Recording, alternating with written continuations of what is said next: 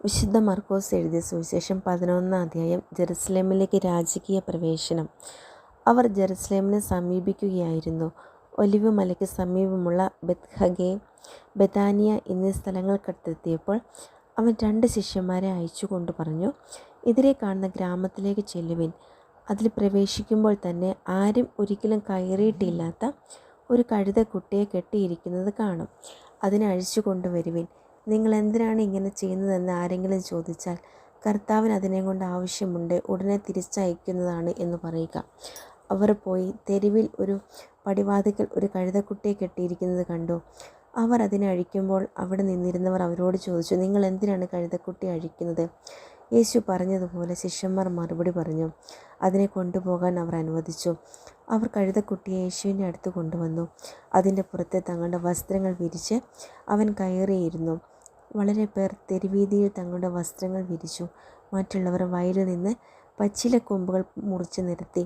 അവൻ്റെ മുമ്പിലും പിമ്പിലും നടന്നിരുന്നവർ വിളിച്ചു പറഞ്ഞു, ഹോസാന, കർത്താവിൻ്റെ നാമത്തിൽ വരുന്നവൻ അനുഗ്രഹീതൻ. നമ്മുടെ പിതാവായ ദാവീദിൻ്റെ സമാഗതമാകുന്ന രാജ്യം അനുഗ്രഹീതം. ഉന്നതങ്ങളിൽ ഹോസാന. അവൻ ജെറുസലേമിൽ പ്രവേശിച്ച് ദേവാലയത്തിനുള്ളിലേക്ക് പോയി. ചുറ്റും നോക്കി എല്ലാം കണ്ട ശേഷം നേരം വൈകിയിരുന്നതിൽ 12 പേരോടുകൂടെ ബെഥാനിയയിലേക്ക് പോയി. അത്തിവൃക്ഷത്തെ ശപിക്കുന്നു. അടുത്ത ദിവസം അവർ ബെഥാനിയയിൽ നിന്ന് വരുമ്പോൾ അവന് വിശക്കുന്നുണ്ടായിരുന്നു. അകലെ തളിരിട്ട് നിൽക്കുന്ന ഒരു അത്തിമരം കണ്ട് അതിലെന്തെങ്കിലും ഉണ്ടാകാമെന്ന് വിചാരിച്ച് അടുത്ത് ചെന്നു. എന്നാൽ ഇലകളല്ലാതെ മറ്റൊന്നും കണ്ടില്ല. അത് അത്തിപ്പഴങ്ങളുടെ കാലമല്ലായിരുന്നു. അവൻ പറഞ്ഞു, ആരും ഇനി ഒരിക്കലും നിന്നിൽ നിന്ന് പഴം തിന്നാതിരിക്കട്ടെ. അവൻ്റെ ശിഷ്യന്മാർക്ക് ഇത് കേട്ടു. ദേവാലയ ശുദ്ധീകരണം. അവൻ ജെറുസലേമിലെത്തി. അവൻ ദേവാലയത്തിൽ പ്രവേശിച്ച് അവിടെ ക്രയവിക്രയം ചെയ്തുകൊണ്ടിരുന്നവരെ പുറത്താക്കാൻ തുടങ്ങി. നാണയമാറ്റക്കാരുടെ മേശകളും പ്രാവ് വിൽപ്പനക്കാരുടെ ഇരിപ്പിടങ്ങളും അവൻ തട്ടിമറിച്ചിട്ടു. ദേവാലയത്തിലൂടെ പാത്രങ്ങൾ ചുമന്നുകൊണ്ടു പോകാൻ ആരെയും അവൻ അനുവദിച്ചില്ല. അവൻ അവരെ പഠിപ്പിച്ചു, എൻ്റെ ഭവനം എല്ലാ ജനതകൾക്കുമുള്ള പ്രാർത്ഥനാലയം എന്ന് വിളിക്കപ്പെടുമെന്ന് എഴുതപ്പെട്ടിട്ടില്ലേ? നിങ്ങൾ അതിനെ കവർച്ചക്കാരുടെ ഗുഹയാക്കി തീർത്തിരിക്കുന്നു. ഇത് കേട്ടപ്പോൾ പ്രധാന പുരോഹിതന്മാരും നിയമജ്ഞരും അവനെ നശിപ്പിക്കാൻ മാർഗം അന്വേഷിച്ചു. കാരണം അവനെ അവർ ഭയപ്പെട്ടു. ജനങ്ങളെല്ലാം അവൻ്റെ പ്രബോധനങ്ങളെക്കുറിച്ച് വിസ്മയിച്ചിരുന്നു. വൈകുന്നേരമായപ്പോൾ അവർ നഗരത്തിന് വെളിയിലേക്ക് പോയി. വിശ്വാസത്തിൻ്റെ ശക്തി. അവർ രാവിലെ അത്തിമരത്തിന് സമീപത്തുകൂടെ കടന്നു പോകുമ്പോൾ അത് സമൂലം ഉണങ്ങിപ്പോയിരിക്കുന്നത് കണ്ടു.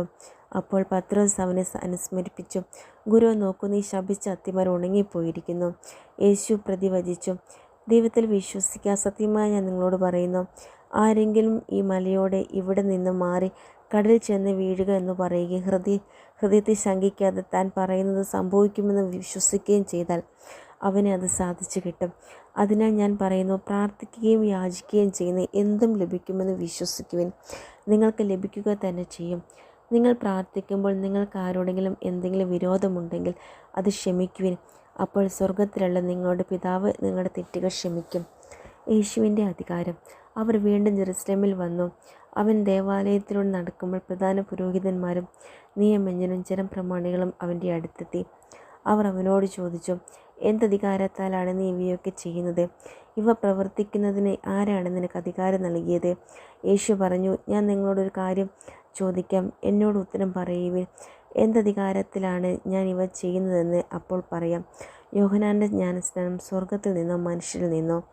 ഉത്തരം പറയുവിൻ.